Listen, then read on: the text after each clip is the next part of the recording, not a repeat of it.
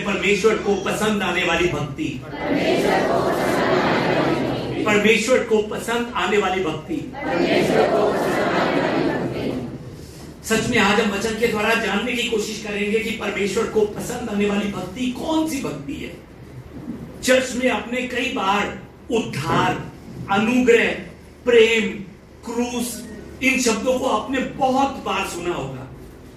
हो सकता है कि आपने कई बार चर्च में भक्ति नाम के शब्द को भी जरूर सुना होगा।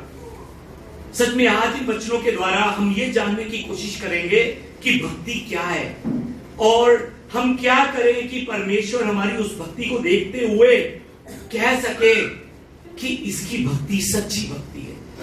आज हम ये जानने की कोशिश करेंगे कि परमेश्वर हम क्या करें कि परमेश्वर जब हमारी ओर देखे तो हमारी ओर देखकर कह सके कि सच में ये सच्चा भक्त है। आज हम वचनों के द्वारा इस चीज को जानने की कोशिश करेंगे। कुछ दिन पहले मैं एक किताब पढ़ रहा था। उस किताब में लेखक ने भक्ति का अर्थ परमेश्वर के करीब, परमेश्वर की इच्छा अनुसार जीवन बिताना, परमेश्वर जैसा जीवन बिताने के लिए मेहनत करना, ये जो है ये भक्ति का अर्थ ये किताब के अंदर एक लेखक ने लिखा हुआ था जो मैं कुछ दिन पहले पढ़ रहा था। आज के वचन 26 नंबर आयत को जब हम देखते हैं तो 26 नंबर आयत में भक्त नाम का शब्द जो है ना वो लिखा हुआ है और 27 नंबर आयत के अंदर भक्ति नाम का शब्द लिखा हुआ है। यहां पर देखिए, यहां पर कहते हैं बच्चों से सीखिए। अगर वो बच्चा आराधना में अपना काम करना नहीं छोड़ रहा तो हम आराधना में अपना काम करना क्यों छोड़ देते हैं। मैंने आपको बताया था कि बहुत रुकावटें परमेश्वर और मेरे बीच में आएंगी। उन रुकावटों को दूर करना आपका काम है, परमेश्वर का काम नहीं है। नींद आएगी, नींद को दूर करना आपका काम है, परमेश्वर का काम नहीं है। आवाजें सुनाई देंगी पर अपनी आत्मा को परमेश्वर के सामने खड़ा करना आपका काम है, परमेश्वर का काम नहीं है। तैयार हैं आप? तैयार हुए? बच्चा भी चुप हो गया। सच में बच्चा आपको सिखा रहा था, परमेश्वर की आवाज सुनकर सिखा रहा था कि मेरी तरफ देखकर सीखो कि मैं नहीं हट रहा हूं, मैं नहीं हट रहा हूं, तुम तो मत हटो। जैसे मैं हूं इस समय अपने जोर पर लगा हुआ हूं, तुम भी परमेश्वर पर अपना जोर दो। जो है बच्चों से भी सीखिए, गर्दन पीछे नहीं आगे कीजिए, आगे। सच में अगर आप चाहते हैं कि आप बच्चों को उठाकर प्यार करना चाहते हैं तब पीछे जाइए, पीछे। बच्चे को गुस्से भरी नजरों से देखने के लिए पीछे मत जाइए। बच्चा अपना काम कर रहा है, आप अपना काम कीजिए। सच में अगर प्यार देना चाहते हैं तब पीछे जाइए, उसको प्यार दीजिए। हालेलुया। 26 नंबर आयत में हम भगत नाम के शब्द को पढ़ सकते हैं आज के वचन में, और 27 नंबर आयत में भी भक्ति नाम का शब्द जो है वो लिखा हुआ है। वचनों को आगे बांटने से पहले आइए मिलकर हम 26 नंबर आयत को एक बार मिलकर एक आवाज में पढ़ें। आइए शुरू करें। यदि कोई अपने आप को भगत समझे और अपनी जीभ पर लगाम ना दे पर अपने हृदय को धोखा दे तो उसकी भक्ति व्यर्थ है। आमीन। याकूब जो है ना 26 नंबर आयत के द्वारा ये बताना चाह रहा है कि कुछ लोग जो है ना वो बहुत बड़ी गलत फैमिली में रहते हैं, बहुत बड़ी गलत फैमिली में। कुछ लोग सोचते हैं कि वो परमेश्वर के बहुत बड़े और सच्चे भक्त हैं, पर उनकी जुबान जो है ना वो उनके कंट्रोल में नहीं रहती।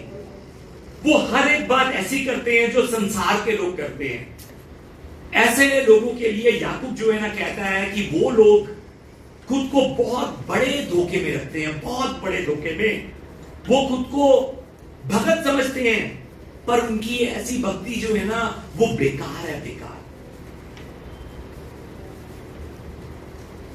जिस समय हम मत्ती की पुस्तक अध्याय 7 को देखते हैं तो 7 की 21 में खुद को बहुत बड़ा भगत समझने वाले लोगों के लिए प्रभु यीशु मसीह भी एक वचन लिखकर छोड़ते हैं। प्रभु यीशु मसीह क्या कहते हैं कि जो मुझसे हे प्रभु कहता है उनमें से हर एक स्वर्ग के राज्य में प्रवेश ना करेगा, परंतु वही जो मेरे स्वर्गीय पिता की इच्छा पर चलता है। आमीन। सिर्फ यहीं पर आकर रुक नहीं जाते। यीशु मसीह आगे भी कहते हैं 22 और 23 नंबर आयत में, 23 को मैं पढ़ना चाहूंगा।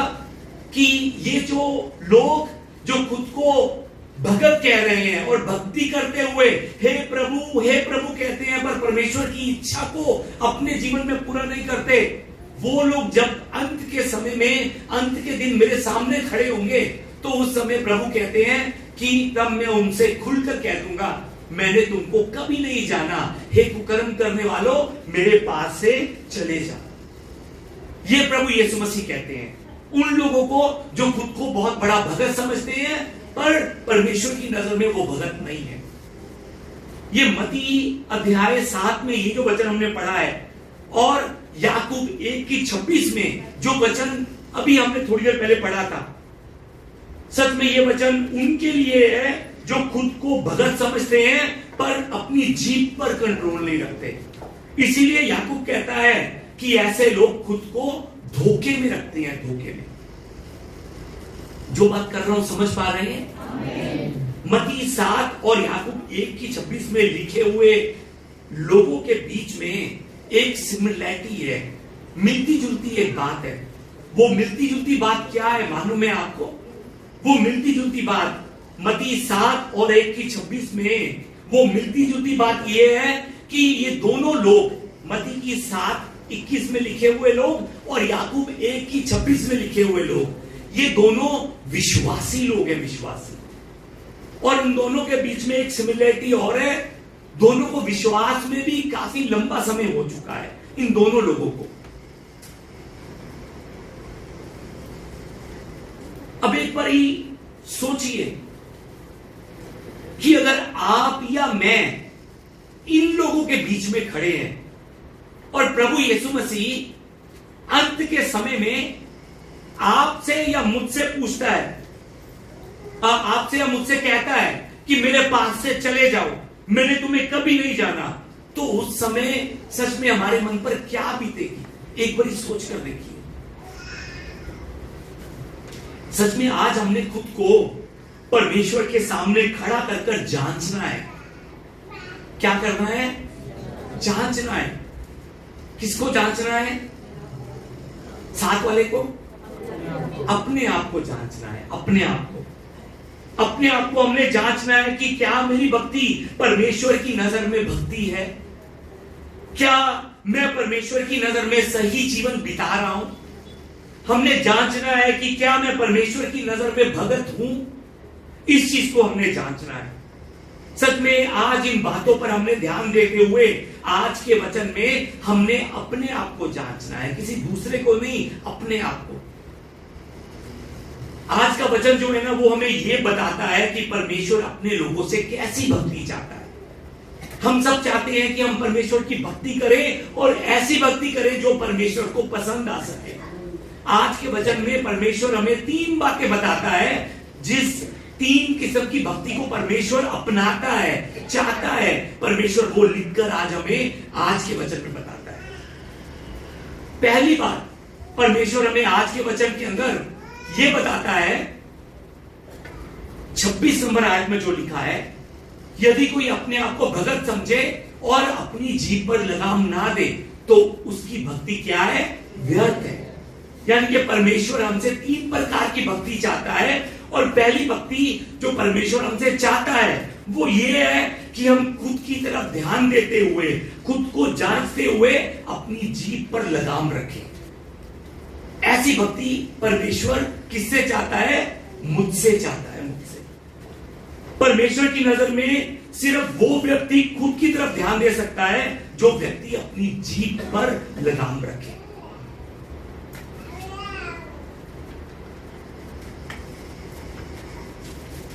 आज परमेश्वर हम भक्तों से ये सवाल पूछता है कि क्या तुम मुझसे प्रेम करते हो? आज परमेश्वर सच में अपने भक्तों से सवाल पूछता है, क्या तुम मुझ पर विश्वास करते हो?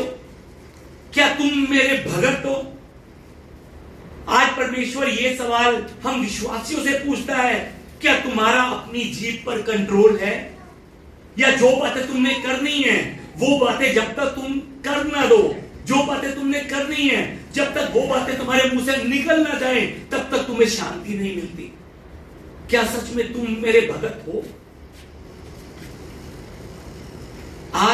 26 नंबर आयत में एक शब्द लिखा हुआ है लगाम, जीभ पर लगाम, लगाम शब्द लिखा हुआ है। एक्चुअली ये जो लगाम शब्द है ना, लगाम, ये जानवरों के लिए इस्तेमाल किया जाने वाला शब्द है।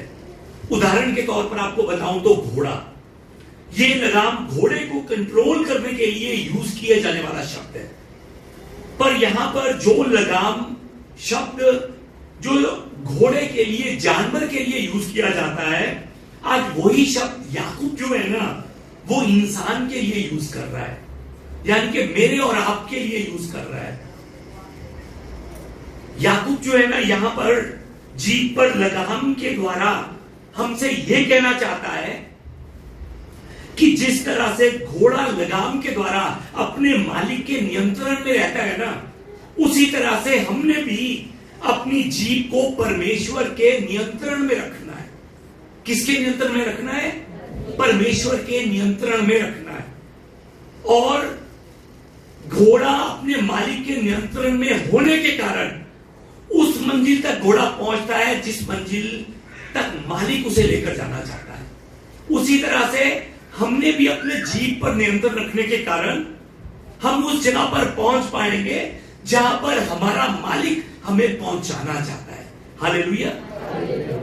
अगर घोड़े ने नियंत्रण खो दिया तो घोड़ा अपनी मंजिल से भटक जाएगा। उसी तरह से अगर हमने अपना नियंत्रण जीभ पर खो दिया तो सच में हम भी अपनी मंजिल से भटक कर किसी और राहों पर निकल जाएंगे। हालेलुया। जो बात कर रहा हूं समझ पा रहे हैं? फिर से आपको बताऊं कि परमेश्वर की नजर में भगत कौन है? परमेश्वर की नजर में भगत वो है जो परमेश्वर के नियंत्रण में रहकर सब कुछ बोलता है, कुछ नहीं सब कुछ बोलता है। हालेलुया। जिस समय हम पहली कुरिन्थियों की पुस्तक को देखते हैं तो पहली कुरिन्थियों की पुस्तक अध्याय 13 की 11 में लिखा हुआ है कि जब मैं बालक था तो मैं बालकों के समान बोलता था, बालकों का सा मेरा मन था, बालकों की सी समझ थी, परंतु जब मैं सयाना हो गया, सयाना होने का मतलब क्या है कि जब पवित्र आत्मा मैंने पा लिया, उस समय मैंने बालकों सी बातें छोड़ दी, बच्चों वाली बातें छोड़ दी। जब मैं बालक था तो बालकों जैसी बात करता था, छोटी छोटी बातों में वो बातें करता था जो नहीं करनी चाहिए थी। जब मैं बालक था, बालक सा मेरा मन था, मेरे मन को ये अच्छा नहीं लगा तो मैंने ये बोल दिया, वो अच्छा नहीं लगा तो मैंने ये बोल दिया। क्यों ऐसा किया? क्योंकि बालकों सी, बच्चों सी मेरी समझ थी। अभी मैंने पवित्र आत्मा नहीं पाया था, पर जिस समय पवित्र आत्मा पाया उस समय मैं परमेश्वर के अनुग्रह से सियाना हो गया। उस समय मैंने बच्चों जैसी बातें करना छोड़ दिया। उस समय छोटी छोटी बातों पर मैंने नाराज होना छोड़ दिया, छोटी छोटी बातों पर मैंने झगड़ा करना छोड़ दिया, मैंने गालियां देना छोड़ दिया। क्यों? अब मैं नहीं, मेरे अंदर पवित्र आत्मा मुझसे बुलवाता है, इसलिए। हालेलुया। परमेश्वर की नजर में अगर अभी भी हम बिना सोचे समझे बात करते हैं ना, तो अभी भी हम क्या हैं? बच्चे हैं, बच्चे। परमेश्वर की नजर में अगर हम अभी भी बिना सोचे समझे जीभ का इस्तेमाल करते हैं तो परमेश्वर की नजर में अभी भी हम क्या हैं? बच्चे हैं, बच्चे। मैं आपको बताना चाहता हूं कि परमेश्वर के सामने आते समय अच्छे कपड़े पहनना, नहा धोकर आना, सफाई रखना, दान परमेश्वर के लिए देना, ये सब दूसरे नंबर पर है। दूसरे नंबर पर, पहले नंबर पर क्या है? परमेश्वर पहले नंबर पर अपने भक्तों से क्या चाहता है? उनके मुंह से निकले हुए शब्दों पर कंट्रोल। ये परमेश्वर पहले नंबर पर अपने भक्तों से चाहता है। परमेश्वर कहता है यदि तुम ऐसा करोगे तो तुम मेरे भगत कहलाओगे। सच में आज हमने परमेश्वर के सामने खुद को खड़े कर जांचना है कि क्या मैं परमेश्वर की नजर में सच्चा भगत हूं? क्या मेरी जीभ पर कंट्रोल है? आज हमने ध्यान देना है कि क्या मेरे मुंह से निकले गए शब्द दूसरों को जीवन देने वाले शब्द हैं या दूसरों का जीवन लेने वाले शब्द हैं। हमने इस बात को जांचना है। पहली बात, जिस भक्ति को परमेश्वर हमसे चाहता है वो क्या है कि परमेश्वर के लोग अपने जीव को परमेश्वर की कंट्रोल में रखें। हालेलुया। आइए हम एक बार कहें, आज से मैं अपनी जीव को परमेश्वर के कंट्रोल में रखूंगा। हालेलुया। सच में आज से हमने ऐसे करना है। अगर हम ऐसा करेंगे तब परमेश्वर की नजर में हमारे नाम के सामने भगत का टाइटल जो है ना वो लग पाएगा। दूसरी भक्ति जो परमेश्वर हमसे चाहता है, परमेश्वर दूसरी किस्म की भक्ति हमसे ये चाहता है कि हम मजबूर और गरीब लोगों की तरफ ध्यान देते हुए की जाने वाली भक्ति करें। मजबूर और गरीबों का ध्यान रखते हुए। याद रखिए, परमेश्वर की सच्ची भक्ति करने वाला मनुष्य अपने पड़ोसी पर दया करता है। अपने पड़ोसी पर। 27 नंबर आयत में लिखा है, आइए हम एक बार मिलकर पढ़े। हमारे परमेश्वर और पिता के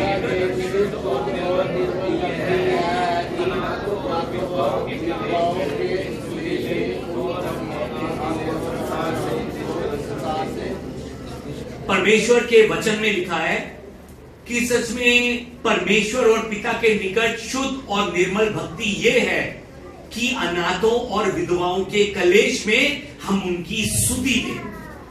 हम उनकी सुधि दें। परमेश्वर की नजर में यह भक्ति है। ये बाइबल में परमेश्वर ने हम विश्वासियों को अनाथ, विधवा और परदेशियों की सुधि लेने के लिए कहा है।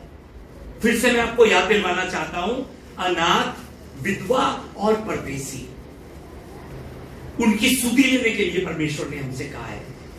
और बाइबल में ये तीन नाम, अनाथ, विधवा और परदेशी, ये शब्द जो है ना, ये कमजोरों को दर्शाने के लिए ये शब्द जो है ना वो बाइबल में इस्तेमाल किया गया है। परमेश्वर हमसे चाहते हैं कि हम कमजोर लोगों के पक्ष में खड़े होकर कमजोरों का साथ दें। ये परमेश्वर हमसे चाहते हैं। आजकल बहुत से लोग जो है ना वो वचन को पढ़ने के लिए जोर लगाते हैं, प्रार्थना करने के लिए जोर लगाते हैं, उपवास रखने के लिए जोर लगाते हैं। इन चीजों को बहुत से लोग जो है ना वो भक्ति समझते हैं। वो भी भक्ति का एक रूप है। प्रार्थना, उपवास, वचन पढ़ना, वो भी भक्ति का एक रूप है। ये भक्ति का हम कह सकते हैं कि दाहिना रूप है। अगर प्रार्थना, उपवास, वचन पढ़ना ये अगर दाहिना रूप है तो बाहिना रूप जो है ना वो सेवा करना है और दया करना है।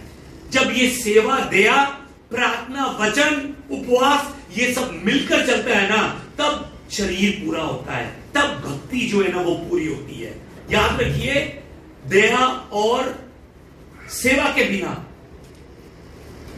प्रार्थना, वचन, उपवास अधूरा है। याद रखिए इस बात को। जिस समय हम मत्ती की पुस्तक अध्याय 25 को देखते हैं तो अध्याय 25 की 35 नंबर आयत के अंदर यीशु मसीह सच में हमें बताते हैं कि हमारे जीवन का मकसद क्या होना चाहिए। यीशु मसीह 25 नंबर मत्ती 25 में बताते हैं कि मैं भूखा था और तुमने मुझे खाने को दिया, मैं प्यासा था और तुमने मुझे पानी पिलाया, मैं परदेसी था, तुमने मुझे अपने घर में ठहराया, मैं नंगा था, तुमने मुझे कपड़े पहनाए, मैं बीमार था, तुमने मेरी सुधि ली, मैं बंदी गृह में था, तुम मुझसे मिलने के लिए आए। यीशु मसीह बताते हैं इस चीज को। पर जो लोग खुद को धर्मी कहते हैं ना वो समझ नहीं पाते इस बात। जो खुद को धर्मी कहते हैं, जो खुद को धर्मी कह रहे थे, खुद को धर्मी समझ रहे थे, भगत समझ रहे थे, वो प्रभु यीशु की इस बात को समझ नहीं पाए। उन लोगों ने प्रभु यीशु से सवाल किया। 37 नंबर आयत में लिखा है, तब धर्मी उसको उत्तर देंगे कि हे प्रभु, हमने कब तुझे भूखा देखा और कब हमने तुझे खाना खिलाया? हमने कब तुझे प्यासा देखा और हमने कब तेरी प्यास मिटाई? हमने कब तुझे परदेसी देखा और हमने कब तुझे अपने घर में ठहराया? हमने कब तुझे नंगा देखा और कब तुझे हमने कपड़े पहनाए? हमने हमने कब तुझे बीमार देखा और तेरी सुधि ली? तू कब बंदी गृह में गया कि हम तुझसे मिलने के लिए आए? उस समय यीशु मसीह कहते हैं ये पैराबल सुनाते हुए कि राजा तुम्हें उत्तर देगा। क्या उत्तर देगा?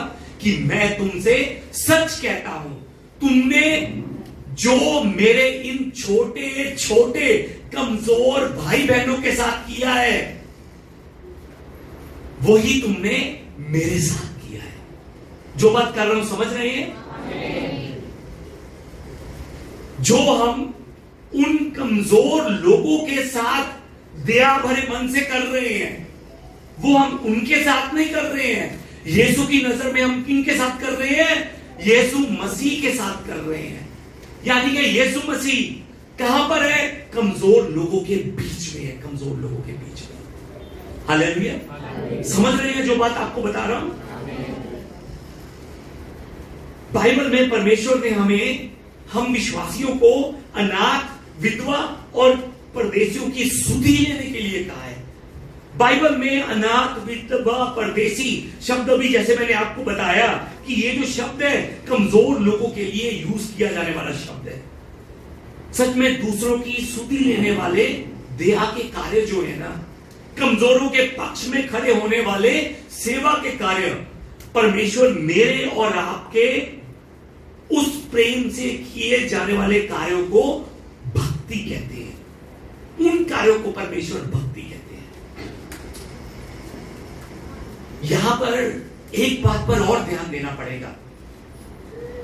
प्रभु यीशु मसीह सिर्फ अनाथ और विधवाओं की बात नहीं कर रहे हैं, सिर्फ परदेशियों की बात नहीं कर रहे हैं, बल्कि वो उन सब कमजोर लोगों की बात कर रहे हैं जिनके पास सच में खाने के लिए कुछ भी नहीं है।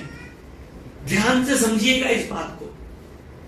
प्रभु यीशु मसीह उनकी बात कर रहे हैं जिनके पास सच में पहनने के लिए कुछ भी नहीं है। परमेश्वर चाहते हैं कि जिनके पास सच में कुछ भी नहीं है ना, हम ऐसे मजबूर लोगों का ध्यान रखकर उन्हें लाचार ना बना दें, हम उन्हें अपने पैरों पर खड़ा होने के लिए उत्साहित करें। बहुत से लोग दया को क्या समझते हैं मालूम है आपको? लाचार बना देना। आज आप लाइटों में जाएंगे, जगह जगह पर आपको भीख मांगने वाले लोग दिखाई देंगे। मैं आपको बताना चाहता हूं कि परमेश्वर ने उन लोगों को भिखारी पैदा नहीं किया था। उन लोगों को भिखारी किसने बनाया मालूम है आपको? मैंने और आपने। जितनी देर तक वो खड़े थे वो लोग थे, पर जिस समय उन्होंने अपना हाथ आगे किया और हमने तरस खाकर प्रभु ने कहा है, प्रभु ने कहा है, हमने दे दिया, उस समय से ये लोग भिखारी बन गए। उस समय से ये भिखारी पैदा नहीं हुए थे।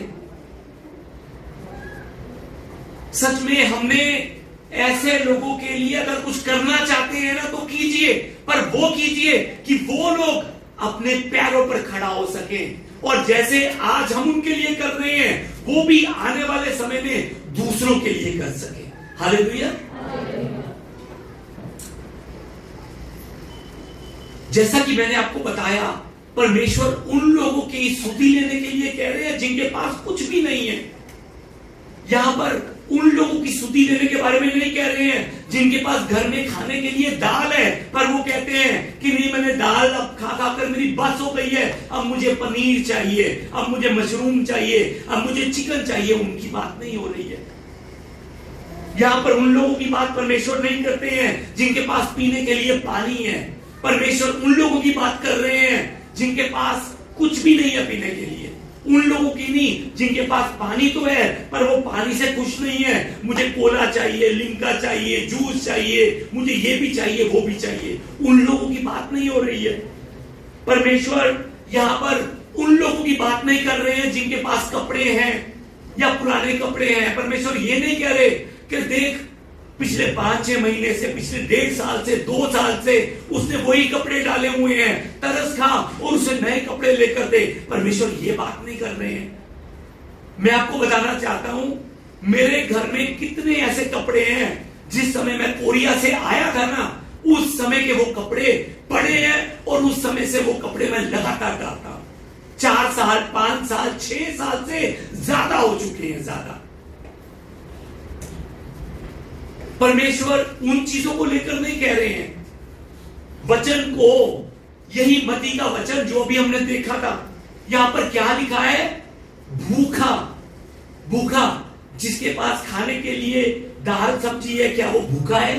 वो भूखा नहीं है, उसके पास खाने के लिए है। भूखा कौन है? जिसने सुबह से कुछ नहीं खाया, कल भी कुछ नहीं खाया, परसों से कुछ नहीं खाया, और कल भी शायद भूखा रहना पड़े। उन लोगों को परमेश्वर कहते हैं कि तुमने देखा कि ये भूखा है और तुमने इसे खिलाया, और उस समय जो उसे खिलाया है, परमेश्वर कहते हैं वो मुझे खिलाया है। मुझे वचन में लिखा है, जो प्यासा था, मैं प्यासा था। यहां पर यह नहीं लिखा कि पानी तो मैंने पी लिया, पर मैंने मरिंडा नहीं पिया था, मैंने कोका कोला नहीं पिया था और तुमने उसे पिलाया। ये बात नहीं हो रही है। वचन में ये नहीं लिखा कि पुराने कपड़े थे और तुमने तरस खाकर नए दिलवाए। ये नहीं लिखा। वचन में लिखा है कि नंगा था, अपने शरीर को ढकने के लिए कुछ भी नहीं था, तुमने मदद की, उसकी सुधि ली, और वो उसकी सुधि, वो उसकी मदद तुमने उसकी नहीं, मेरी की है, मेरी। हालेलुया।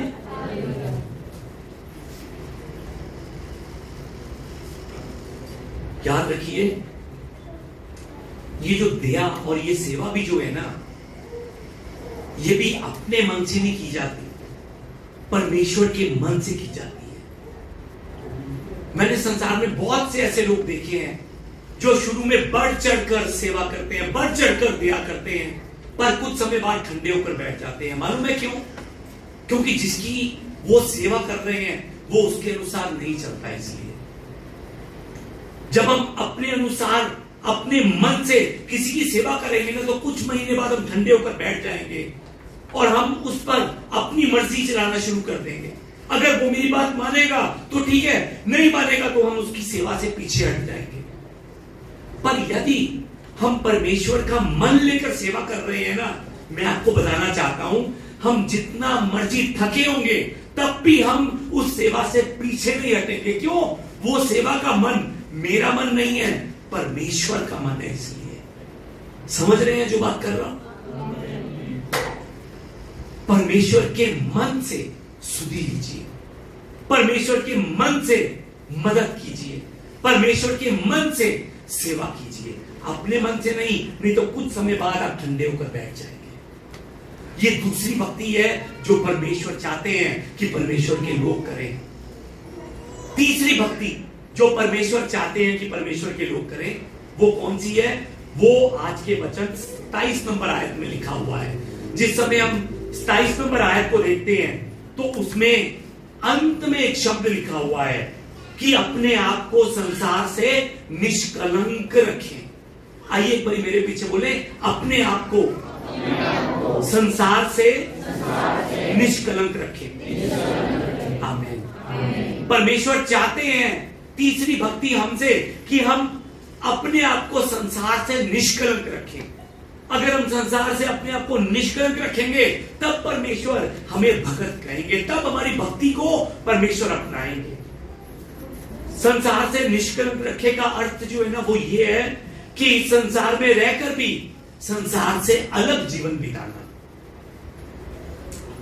संसार में रहकर भी संसार के लोगों जैसा ना बनना। ये अपने आप को संसार से निष्कलंक रखने का मतलब है। बाइबल जो है ना, बाइबल हमें बहुत से ऐसे लोगों का नाम देखने के लिए दिखाती है कि जिन लोगों ने अपने आप को संसार से अलग रखा। संसार में रहकर भी वो लोग संसार जैसे नहीं बने, वो लोग संसार से अलग रहे। उनमें से एक का अगर आपको नाम बताऊं, उदाहरण के तौर पर, जब हम प्रेतों के काम को देखते हैं तो प्रेतों के काम की पुस्तक के अंदर अध्याय 10 में कुर्नेलियुस नाम का एक इंसान है, उसके बारे में लिखा गया है।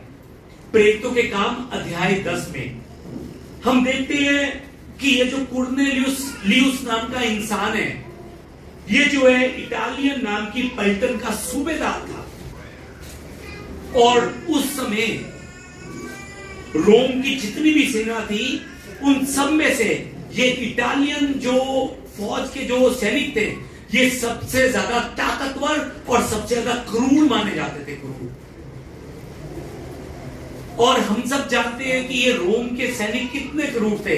हमने देखा है कि जिस समय यीशु मसीह को ये लोग कोड़े मार रहे थे तो कितनी क्रूरता से मार रहे थे, क्रूस पर चढ़ा रहे थे तो कितनी क्रूरता से चढ़ा रहे थे। हमने ये सब देखा हुआ है कि ये लोग कितने क्रूर होते हैं। रोम के सैनिक कितने क्रूर थे। ये जो कुरनेलियुस है, ये भी एक सैनिक था, बल्कि सैनिक नहीं, एक सूबेदार था, सूबेदार, जिसने 100 लोगों की पलटन को संभाला हुआ था। अब सोचिए कि ये कुरनेलियुस कितना क्रूर होगा, कितना। पर बाइबल जो है ना, बड़ी अजीब सी बात है, प्रेरितों के काम अध्याय 10 में बाइबल उसकी क्रूरता के बारे में नहीं बताती। बाइबल जो है ना, उसके बारे में बताती है कि वो एक भगत था, लिखा हुआ है। जिसके हाथ में बाइबल है वो एक देख सकते हैं कि 10 की 1 में और 2 में लिखा हुआ है कि कुरनेलियुस एक भगत था, लिखा हुआ है। ये बाइबल जो है ना, हमें उस कुरनेलियुस की भक्ति के बारे में 3 चीजें बताती है, 3 चीजें, कि क्यों परमेश्वर ने उसको भगत कहा, क्यों। पहली चीज, उसका भगत कहलाए जाने का पहला कारण यह था कि वो और उसका सारा घराना परमेश्वर का भय रखता था। यह उसकी भक्ति का पहला कारण था। दूसरा, वो यहूदी लोगों को बहुत दान देता था। और तीसरा, वो बराबर यहूदियों के बराबर, वो यहूदी नहीं था पर यहूदियों के बराबर वो परमेश्वर से प्रार्थना करता था। मैं फिर से आपको बताना चाहता हूं, ये 3 चीजें बताती हैं कि वो जो था भगत था। परमेश्वर की नजर में कुरनेलियुस भगत क्यों था? क्योंकि वो परमेश्वर का भय रखता था, वो लोगों को बहुत दान देता था और वो बराबर परमेश्वर की प्रार्थना करता था। क्या मतलब हुआ इसका? कि इस पापी संसार में रहकर भी वो संसार के लोगों जैसा नहीं था। ये कुरनेलियुस का जीवन था। अब आप कहेंगे पास्टर जी, वो तो बाइबल में लिखा हुआ है नाम, हम उसके जैसा कैसा बन सकते हैं? हमारा नाम बाइबल में थोड़ी लिखेगा। मैं आपको एक और चेहरा दिखाना चाहता हूं, मदर टेरेसा। नाम जरूर सुना होगा आपने। सच में मदर टेरेसा ने अपना पूरा जीवन यीशु मसीह के प्रेम को भारत के लोगों के साथ बांटते हुए बिता दिया, पूरा जीवन। मदर टेरेसा ने एक बार भी अपने मुंह से लोगों को यीशु पर विश्वास कर, आ कलीसिया में चल, एक भी बार इन्होंने अपने मुंह से यह शब्द नहीं कहा। पर फिर भी इन्होंने अपने प्रेम के द्वारा लोगों को दिखाया कि यीशु मसीह इनसे कितना प्रेम करता है। मदर टेरेसा का जीवन देखने वाले लोग जो थे ना, वो उस समय क्या कहते थे मालूम है आपको? कि हम इस विदेशियों के परमेश्वर पर विश्वास नहीं करेंगे, परंतु जिस परमेश्वर पर मदर टेरेसा विश्वास करती है, हम उस परमेश्वर पर विश्वास करने के लिए तैयार हैं। हम उस परमेश्वर की आराधना करने के लिए तैयार हैं। सोचिए कि किस तरह से उसने प्यार किया होगा, किस तरह से उसने सेवा की होगी। सच में और मेरा विश्वास है कि मदर टेरेसा, चाहे उसने किसी को प्रचार नहीं किया, पर उसने पूरे मन से प्रभु का प्यार दूसरों तक पहुंचाया। परमेश्वर ने स्वर्ग में उसके नाम के आगे भगत जरूर लगाया होगा, जरूर। ये मेरा विश्वास है। आजकल हमारे पंजाब में भी बहुत भक्ति चल रही है। हमारे पंजाब में भी हम देख सकते हैं कि बहुत से लोग खुद को भगत कहते हैं। पर आपने एक और चीज देखी होगी कि आज हमारे पंजाब में मसीहत का बहुत ज्यादा मजाक उड़ाया जा रहा है। मैं सही बोल रहा हूं कि गलत बोल रहा हूं? 18 मई को संडे पड़ता है और संडे दिन मैं सच में इस विषय के ऊपर प्रार्थना करता हुआ वचनों की तैयारी कर रहा हूं। गहराई में इस विषय को लेकर 18 तारीख को बांटूंगा। पर सच में आज ये बहुत ज्यादा दुख की बात है कि लोगों ने मसीहत का आज मजाक उड़ा दिया है। मैं कुछ दिन पहले एक वीडियो देख रहा था, किसी ने रील बनाई हुई थी फेसबुक के ऊपर। उस रील में वही एक इंसान खड़ा हुआ था और बोतल शराब की हाथ में पकड़ी हुई थी। बोतल को हाथ में पकड़कर कह रहा था कि मैंने तो यीशु से देसी मांगी थी, यीशु ने मुझे विलायती दारू दे दी। बोलो यीशु यीशु मेरा यीशु यीशु। सच में इस तरह से लोग रील बना बनाकर यीशु मसीह का, मसीहत का मजाक उड़ा रहे हैं। सच में क्यों लोग आज मसीहत का मजाक उड़ा रहे हैं? भक्तों की भक्ति को देखते हुए शायद। आज कलीसिया में जाने वाले लोग जो है ना, काम कम करते हैं, बोलते बहुत ज्यादा है। लोगों को एक बार ज्ञान की बात शुरू करवा दो, हटेंगे नहीं। सबको ज्ञान देना शुरू कर देंगे, बच्चे से लेकर बड़े तक को। पर जिस समय कार्य की बात आती है उस समय सब पीछे हट जाते हैं। आज कलीसिया में बोलने वाले बहुत हैं, सच में जैसा बोल रहे हैं वैसा जीवन बिताने वाले बहुत कम है, बहुत कम। आसान भाषा में अगर आपको बताऊं तो कलीसिया में लोगों का जीवन और कलीसिया के बाहर लोगों का जीवन अलग है, अलग। लोग जो है ना आज कलीसिया में भी संसार जैसा बनने की कोशिश कर रहे हैं। मैंने कुछ दिन पहले बाइबल स्टडी में भी आपको बताया था, मैं तकरीबन 2 हफ्ते पहले खन्ना में गया था वचन बांटने के लिए। वहां पर ट्रेनिंग थी, पास्टर्स की ट्रेनिंग थी। वहां पर ट्रेनिंग में मुझे एक टॉपिक दिया था झूठे शिक्षकों के ऊपर। तो वहां पर मैं झूठे प्रचारकों को लेकर वचन बांट रहा था, और वचन बांटते हुए मैंने वहां पर तकरीबन 80 से 100 पास्टर लोग इकट्ठे हुए थे। उनको मैंने बताना शुरू किया कि कलीसिया में होली ऑयल, होली वाटर, सच में ये जो करने का काम है ना, वो परमेश्वर के लोगों का नहीं है, झूठे शिक्षकों का काम है, झूठे प्रचारकों का काम है। कलीसिया में होली ऑयल, होली वाटर बेचना। जितने भी पास्टर थे सबके सब उन्होंने बहुत अनुग्रह प्राप्त किया। अंत के अंदर एक पास्टर जी जो है उन्होंने एक सवाल किया मुझसे। उन्होंने मुझसे कहा कि पास्टर जी आपने बिल्कुल सही कहा है, एक भी शब्द गलत नहीं है, आप पिछले 5 घंटों से जो बांट रहे हैं वो बिल्कुल सही है। होली वाटर, होली ऑयल ये बाइबल की शिक्षा नहीं है, प्रभु यीशु मसीह की शिक्षा नहीं है। पर पास्टर जी हम भी मजबूर हैं, हमें कलीसिया में होली ऑयल लोगों को लगाना पड़ता है, होली वाटर लोगों को पिलाना पड़ता है। अगर हम उनको होली वाटर नहीं लगाएंगे, नहीं पिलाएंगे, अगर हम उनको होली ऑयल नहीं लगाएंगे तो लोग कलीसिया में नहीं आएंगे। पास्टर जी, ये पास्टर जी ने, एक पास्टर ने मुझसे ये सवाल किया, मुझे बताया। सच में उनका ये जो बात बता रहे थे कि उन्हें मालूम है जो मैं कह रहा हूं वो बिल्कुल सही है, वचन में भी लिखा हुआ है ये वचन की Holi oil, holy water Bible की शिक्षा नहीं है, उन्हें भी मालूम है। पर अगर वो नहीं लगाएंगे लोगों को तेल तो कलीसिया में लोग नहीं आएंगे। सच में ये बात सुनकर मन बहुत उदास हुआ। उस समय मैंने उन पास्टर जी से कहा, पास्टर जी मैं माफी मांगता हूं आपसे, पर सच में इस समय अगर आपसे ये बात नहीं की तो सच में आपको मालूम नहीं लगेगा कि आप क्या कर रहे हैं। मैंने उनको कहा कि अगर तो आप बिजनेस चला रहे हैं तो आपको इस बिजनेस को आगे बढ़ाने के लिए चर्च में नई नई आइटमों को लेकर आना है। और एक नई आइटम जो आजकल नई नई लॉन्च हुई है वो भी मैं आपको बताता हूं, वो भी आप चर्च में लेकर आइए, बहुत चलेगा चर्च आपका, बहुत लोग आएंगे। वो आइटम जो है ना होली पेन है, होली पेन। पेपर से पहले, एग्जाम से पहले होली पेन को बेचना शुरू कर दीजिए, सब नालायक लोग आकर आपका पेन खरीद कर लेकर जाएंगे। पर अगर आप पास्टर जी सेवा कर रहे हैं ना, तो आपको परमेश्वर के वचन के अनुसार चलना पड़ेगा।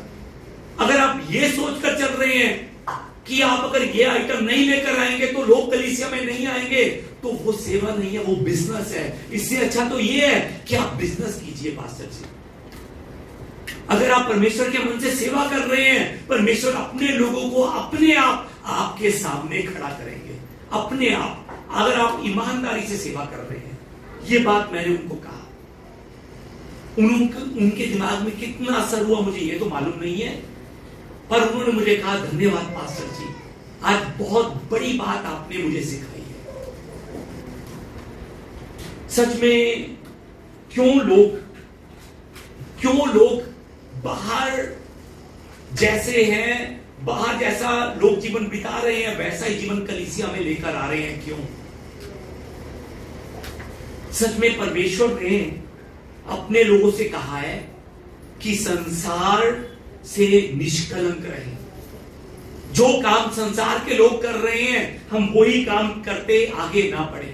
हम संसार के लोगों जैसा ना बने, उनके जैसा काम ना करें। अगर हम भक्ति कर रहे हैं तो सच में हम ऐसी भक्ति करें जो भक्ति देखते हुए हमारा प्रभु यीशु हमें कह सके कि सच में ये मेरा भक्त है, सच में ये मेरा विश्वासी भक्त है, इसकी भक्ति को मैं स्वीकार करता हूं। आज वचन को याद रखते हुए इन 3 बातों को भूलिएगा मत कि परमेश्वर की नजर में भक्ति क्या है और परमेश्वर हमसे कैसी भक्ति चाहते हैं। वो 3 बातें, पहली, अपनी जीभ पर कंट्रोल करना। आइए एक बारी बोले, जीभ पर कंट्रोल। दूसरी, पड़ोसी पर दया करना। और तीसरी, अपने आप को संसार से निष्कलंक रखना। ये भक्ति है जो परमेश्वर हमसे चाहते हैं। ये भक्ति है जो परमेश्वर चाहते हैं कि उसके विश्वासी लोग इस भक्ति को करते हुए परमेश्वर की महिमा करें। हालेलुया। इस समय हम प्रार्थना करते हुए और गीत गाते हुए आगे बढ़ेंगे। सच में इस समय इस गीत के द्वारा परमेश्वर से प्रार्थना कीजिए, परमेश्वर से प्रार्थना कीजिए कि प्रभु सच में आज मैंने वचन को सुना है कि भक्ति किसको कहते हैं, तू कौन सी भक्ति को पसंद करता है। प्रभु आज मैंने वचन में सुना है, प्रभु मेरी मदद कर कि आज से मैं अपने जीभ की लगाम का कंट्रोल तेरे हाथों में दे सकूं। प्रभु मदद कर कि आज से मैं अपने पड़ोसी पर और तेरे नाम से दया कर सकूं। प्रभु मदद कर कि मैं अपने आप को संसार से निष्कलंक रख सकूं। और प्रार्थना कीजिए कि प्रभु मैं तेरा जीवित मंदिर बनकर मैं तेरी महिमा कर सकूं, ताकि प्रभु मेरे जीवन के द्वारा तेरा नाम ऊंचा उठाया जा सके, मेरी भक्ति तुझे पसंद आ सके। जो भी इंसान मुझे देखे वो मुझे देखकर कह सके कि जिस परमेश्वर पर ये पंकज विश्वास करता है ना, उस परमेश्वर पर मैं भी विश्वास करना चाहता हूं। लोग हमारे शब्दों को सुनकर नहीं, हमारे मुंह की बातों को सुनकर नहीं, हमारे ज्ञान की बातों को सुनकर नहीं, हमारे जीवन को देखकर कह सके कि सच में पंकज के परमेश्वर पर मैं भी विश्वास करना चाहता हूं। आइए परमेश्वर से हम प्रार्थना करते हुए कहें कि मंदिर बनना है मुझे प्रभु, और वो मंदिर ऐसा मंदिर जिसमें तेरी रूह वास करती हो प्रभु।